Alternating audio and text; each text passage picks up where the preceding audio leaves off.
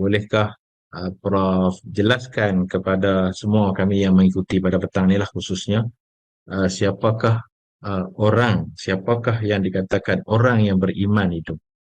Memanglah dari segi kalau kita nak sebut, nak nyatakan orang beriman tu, tapi cara penjelasan Prof ni dia ada kelainan sebab Prof boleh gabungkan dengan ilmu semasa, dan Prof boleh dengan contoh-contoh yang mudah difahami.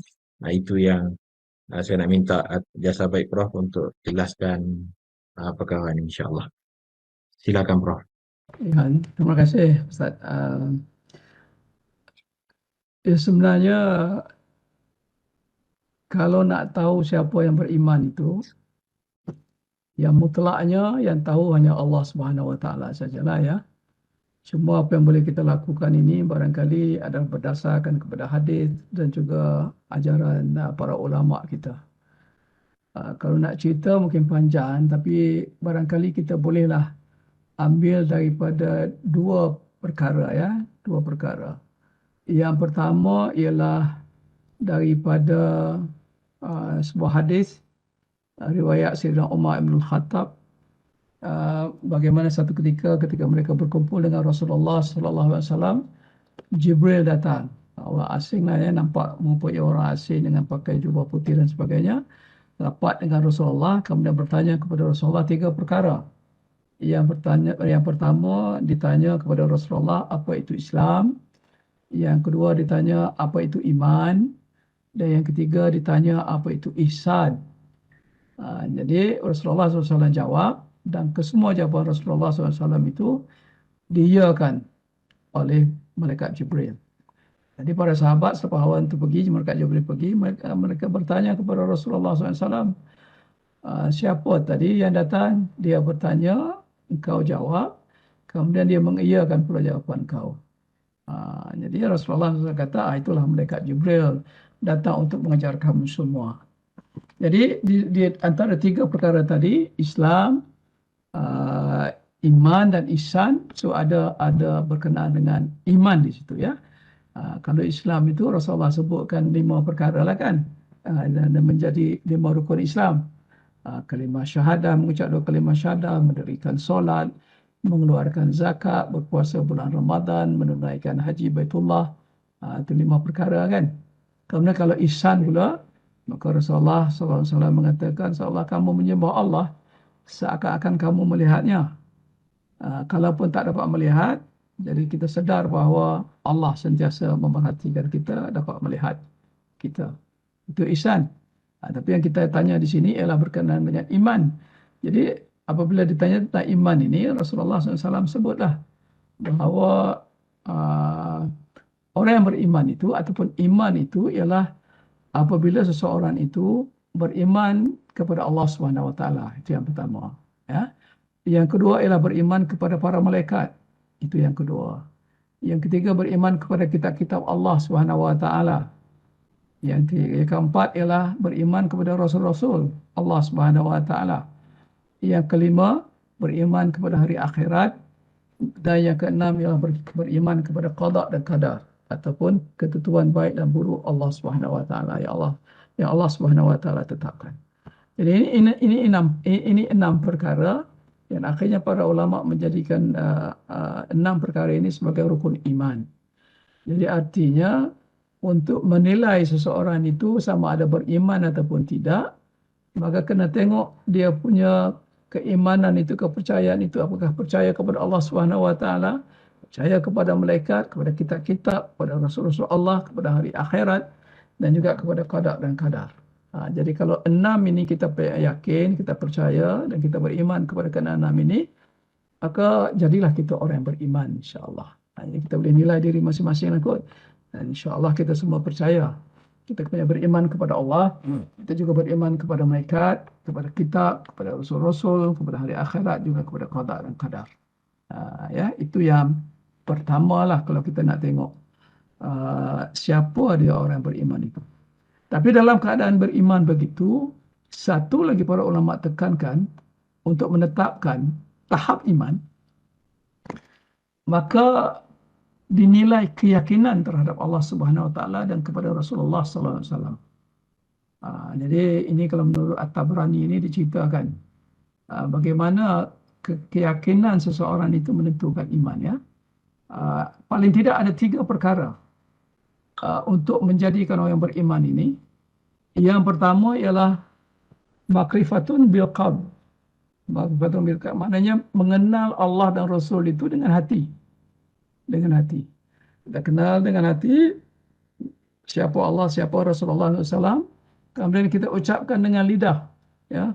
Wa qaulun bil lisan. Maknanya kita mengucap asyhadu an la ilaha illallah wa asyhadu anna Muhammadur Rasulullah.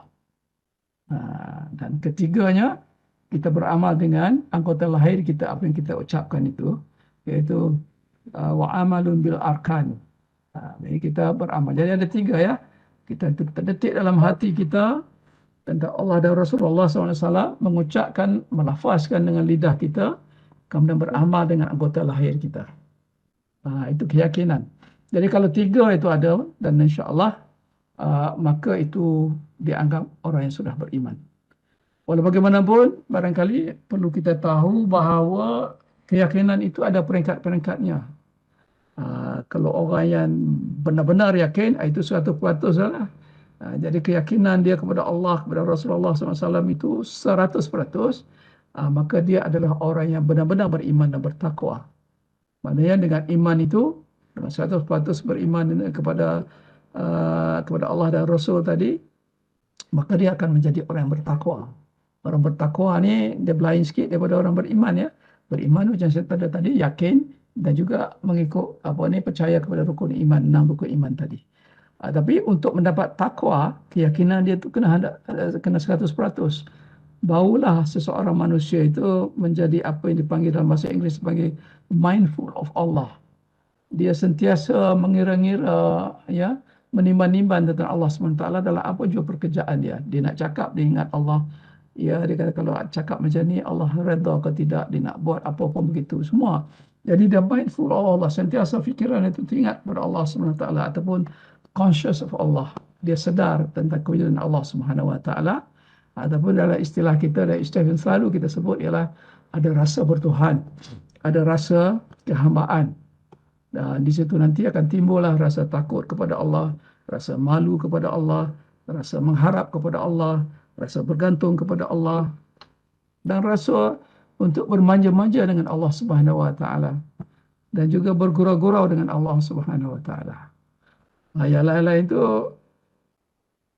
takut pada Allah, malu, mengharap, bergantung kepada Allah, itu biasalah, kan. Tetapi bolehkah kita bermanja-manja dengan Allah Subhanahu Wa Taala? Jawapannya boleh, boleh. Sebab Allah itu Maha Berkuasa, ya. Allah itu Maha Berkuasa. Bermanja-manjalah dengan Allah, ya, dengan minta apa yang kita mahukan, bukan dengan suara yang keras, tapi dengan suara yang merayu-rayu. Bergurau dengan Allah, pandai-pandailah bergurau dengan Allah. Macam mana bergurau itu? Saya ingat kalau kita baca riwayat-riwayat para awliya dan juga itu, adalah kaedah-kaedahnya itu. Dan Allah akan jawab. Tapi tidaklah jawab dengan suara, jawab dengan perbuatan, tapi adalah perkara-perkara yang Allah kirimkan kepada kita untuk menjawab kemanjaan kita dan juga gurau senda kita itu dengan Allah Subhanahu Wa Taala. Kalau kita dapat ini, indahlah, ya, sebab kita yakin sungguh-sungguh, ya, 100% yakin. Tapi kalau kita tak yakin, dan orang yang tak yakin ini terbagi kepada 4 golongan. Pada 4 golongan. Golongan yang pertama ialah orang yang jahil. Orang jahil ini dia tak tahu apa, tak tahu persoalan iman, dia tak tahu, tak ada ilmu berkenaan dengan iman. So dia tak belajar apa-apa, jadi jahil itu satulah. Sesama ada yang dia yakin ataupun tidak, kita tak tahu. Ada kemungkinan tak ada keyakinan langsung pun. Tapi yang tinggi sedikit, ya, ialah syak. Orang yang golongan tergolong dalam orang yang syak. Orang yang syak ni dia yakin 75%, 55%, 50%. Tapi ada keraguan juga. Yang 50% lagi dia ragu. Allah ada ke tak ni? Aku yakin Allah ada. Tapi pada masa sama, kalau Allah ada, macam mana aku nak lihat? Macam mana begini. Ya, Rasulullah SAW ni betul ke tidak menerima wahyu? Ya, menasabah. Jadi kita banyak persoalan-persoalan kita. Ada benda juga yang ragu-ragu itu dipanggil syak. Dan itu keyakinan tidak sempurna, dan iman dan oleh yang demikian belum sempurna lagi. Yang ketiga, yang tinggi sikit, zon. Zon, ya. Zon ini dia yakin dah naik meningkat 75%. Tapi masih lagi ada keraguan 25%. Itu zon. Ini pun belum sempurna lagi. Tapi yang lebih teruk lagi adalah waham. Orang yang mempunyai sifat waham ini, keyakinan dia cuma 25%, keraguan dia 75%. 75%. Jadi untuk menjadi orang yang benar-benar beriman, maka tak boleh kita jadi orang jahil, tak boleh kita jadi orang yang syak, tak boleh kita menjadi orang yang zon, tak boleh kita menjadi orang yang waham. Kita kena menjadi orang yang benar-benar yakin dengan Allah SWT, dengan Rasulullah SAW. Jadi sebab itulah ada ulama mengatakan bahawa seorang Islam belum tentu beriman. Dia mengucapkan dua lima syahadah, ya, yakin dalam hati dia mengucap, kemudian adalah buat sikit sebanyak solat, berpuasa dan sebagainya, itu sudah dikira beriman. Itu sudah dikira sebagai seorang Islam, tapi belum tentu dia beriman. Belum tentu dia beriman. Tetapi seorang beriman pasti dia orang Islam. Jadi di sini pentingnya iman. Kerana apa? Kerana Islam itu boleh kita tengok dengan amalan-amalan lahir. Tetapi iman itu kita kena tengok dengan amalan hati, dengan amalan batin. Tentang mazmumahnya, tentang mahmudahnya, tentang rasa kehambaannya, tentang rasa bertuhannya. Itu semua hal-hal batin. Jadi jangan bangga kalau sekiranya kita hanya mengucap dua kalimah syahadah, sebab itu baru kita menjadi orang Islam, tapi belum tentu kita beriman, menjadi orang yang beriman, ya. Tetapi kalau sekiranya kita sudah ada dua sifat tadi, kita percaya kepada rukun iman yang 6 perkara tadi, kemudian kita yakin sepenuhnya dengan kesemua perkara itu, ya, rukun iman dan keyakinan itu, maka akan terbentuklah sifat orang-orang mukmin, sifat orang-orang beriman itu. Banyak dalam Quran diceritakan bagaimana sifat orang-orang beriman itu, tapi untuk maksud kita ni barangkali cukuplah kalau kita tengok kepada 5 sifat yang Allah ceritakan dalam surah Al-Anfal. Al-Anfal ayat 2 dengan ayat 3. Apa Allah kata, ya? Ada 5 ciri, 5 sifat orang beriman itu. Yang pertama, apabila disebut nama Allah, gementarlah hati mereka. Gementar hati mereka. Sebut nama Allah, takut dia, gementar hati dia. So kita boleh nilai lah sama ada iman kita setakat mana itu. Orang sebut nama Allah gementar ataupun tidak hati. Ya, itu yang pertama. Yang kedua, bila dibacakan ayat Al-Quran, bertambah iman mereka. Itu juga kita boleh nilai lah diri kita masing-masing, ya. Sama ada bila kita baca Al-Quran ataupun mendengar bacaan Al-Quran, apakah iman kita makin bertambah ataupun konstan, tidak ada apa-apa yang berlaku. Kalau begitu, kita belum lagi mempunyai sifat orang-orang yang beriman. Yang ketiga, orang-orang beriman ini sifatnya dia hanya bertawakal kepada Allah SWT. Dia berserah diri kepada Allah dalam apa jua perkara yang dilakukan, dalam hidup dia, dalam apa jua. Dia serahkan diri sungguh-sungguh kepada Allah SWT. Tawakal kepada Allah SWT. Sebab itu ada doa kan, Bismillah tawakkaltu Allah kalau kita nak keluar rumah. Dan disebutkan oleh ustaz-ustaz kita, bila kita sebutkan begitu doa begitu, para syaitan nanti akan kecewa sebab dia tak boleh goda kita lagi dah. InsyaAllah Allah akan lindungi kita, ya. Tadi pun disebutkan orang bertawakal kepada Allah itu, Allah bagi ganjaran yang besar kepada mereka itu.